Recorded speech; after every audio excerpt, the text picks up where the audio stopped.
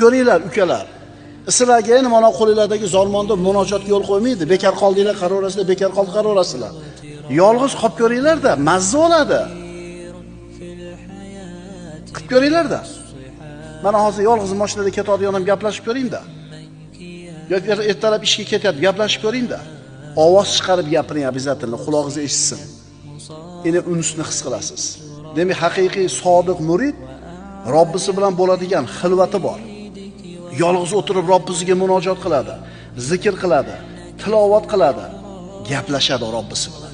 Endi munojotni nimaligini bilganingizdan keyin, uni mazasini totib ko'rganingizdan keyin albatta yolg'izlikni xohlab qolasiz.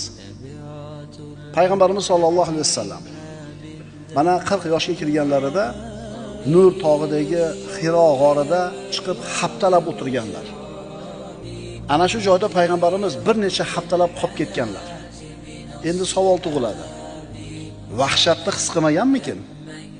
Kechasi ham qolib ketadi, tasavvur qiling. Ha, vahshat bor, lekin Allohga bo'lgan payg'ambarimizning unsi ana shu vahshatni yengib yuboradi.